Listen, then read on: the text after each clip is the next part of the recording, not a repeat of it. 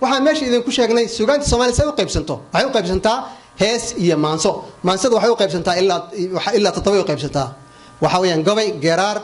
masafa ama jiiftana waa la yiraahdaa gurow waglo saar iyo buraanbur intaas waxa weey waa maansada inta u qaybsanto heestana waxay u qaybsantaa 3 u qaybsantaa hees dhidid oo heesta xoolaha lagu shubo lagu waraabiyo karoorka lagu tumo mooyaha lagu tumo kabada lagu sameeyo ciirta lagu lulo shaqa wixii yimaada hees dhidid baa leeyahay hees hawlowd weeyaan haw karka la isku dhaafiya la isku ilowsiya heesna waxa weeyaan waa hees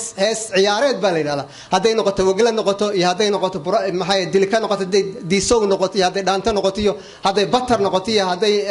hirimaaho noqoto iyo haday maxay ahayd noqoto kabeexiya haday noqoto iyo abasguulo mid la jirto oo koonfurta laga ciyaar haday noqoto iyo waxaas oo dhan waxa weeyaan wala saqa haday noqoto kulli waxaas oo dhan iyo shaangariga la sheegayo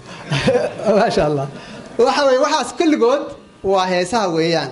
maxaa ka xalaal qayb kale oo saddexaad baa jirta waa heesta oo maxay ahayd sasabka dadka lagu sasabo caruurta lagu sasaba xoolaha lagu daajiya ugaadhana waa lagu ugaarsan dadkii gabraarsan jiray waagii hore hees baa jirtay maanya la yiraahdo oo maxay ahayd oo lagu gabraarsado oo ma garanaysaa ugaadha